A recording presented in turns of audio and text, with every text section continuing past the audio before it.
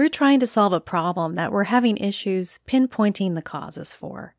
This could be a customer complaint, a failed test, or a reoccurring issue with a process or product. This could be a big problem, a little one, or even a human factors problem. Or we're evaluating a potential solution or action and want to better understand the positive and negative effects.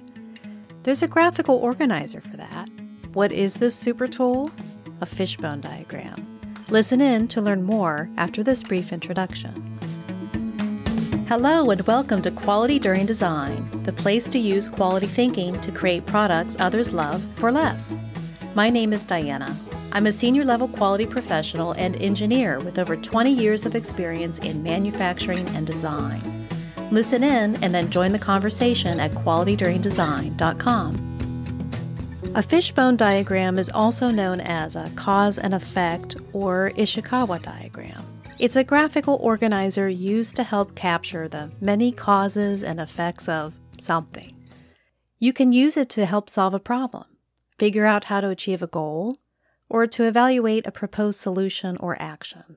Creating a fishbone can be a systematic approach in that you step through broad categories or buckets of causes and identify as many as you can. The goal is to get to a root cause or to a level that we can take action against. But the way this diagram is constructed also helps us to think of ideas that are outside of our ability to change, which leads to a better understanding of the problem. This graphic organizer is called a fishbone diagram because that's sort of what it looks like, bones of a fish lying out on a piece of paper.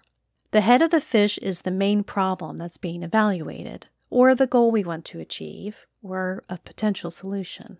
Stemming from that are the bones of the fish. To the left of the head is a backbone with 3 or more ribs. Each rib is a major category of a problem. Typical generic headings are measurement, materials, process, equipment, people, and environment. You may also hear quality folks refer to the 6 M's. If so, these headings are what they're talking about.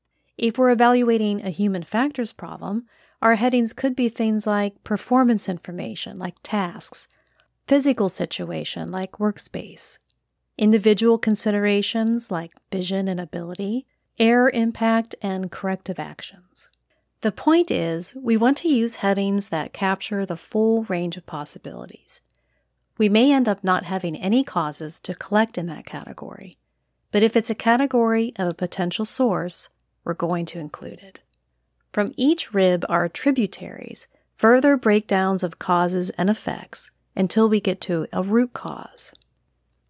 I'll create an example of a fishbone diagram and put it on this podcast blog. I'll also include a link from ASQ, which is an excerpt from The Quality Toolbox by Nancy Tagg, a book I highly recommend. A big benefit of the fishbone diagram is its ability to help us graphically organize thoughts in a systematic way. It's helpful to us to create the diagram. First, it forces us to define our problem or goal succinctly in a short phrase. Sometimes just doing that is a valuable exercise. Plus, it ensures that everyone involved is on the same page in knowing what the focus or problem is about. Second, each rib defines the major categories of potential causes. A bit earlier, I listed typical generic headings, the 6 M's. There may be a different group of major headings you want to explore. Labeling those headings gets us ready to explore causes from all the angles. Third, the way the causes are displayed lets us dig into and capture the root causes. For example, if we're exploring potential causes under the environment heading, high temperature may be a cause to our issue. If we dig a little deeper, we may determine that high temperature during shipping and handling could be the culprit, and that is happening because of an incorrect carrier contract. All of these levels of causes can be captured on a fishbone diagram. After the diagram is created, it can be used to communicate with other team members, departments, or anyone else that can help. It's a graphical organizer that can help others quickly get up to speed. I've also seen it used to document a root cause analysis for test failures as a way to communicate and document that all potential avenues were investigated. Along with Fishbone, we may hear quality practitioners talk about a 5W 2H method or approach. Really, it's an approach used to understand a situation. The 5 W's are who, what, when, where, why, and the 2 H's are how and how much. Using this method is a good way to slow down and ensure we're thoroughly thinking about each cause. You may also hear practitioners talk about the 5 whys. This is a process where we ask ourselves why multiple times until we get to the base cause. Why did the equipment fail? Because maintenance wasn't performed. Why did the user not perform maintenance? Because they didn't understand its importance. Why? Because they weren't trained. Why? Because no one in that facility was designated to maintain the equipment. Why? Because our delivery and onboarding process did not follow up about the missing mandatory training. We finally got to a root cause that we can take action to address, our delivery and onboarding process.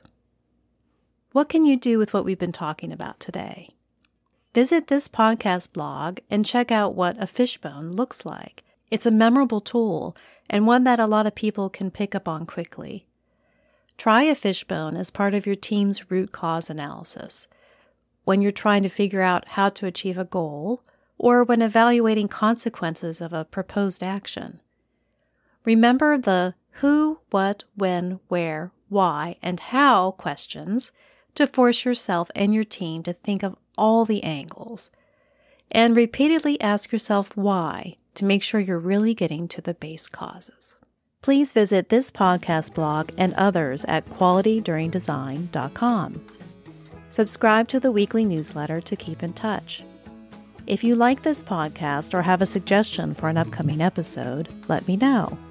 You can find me at qualityduringdesign.com, on LinkedIn, or you could leave me a voicemail at 484-341-0238. This has been a production of Deeney Enterprises. Thanks for listening.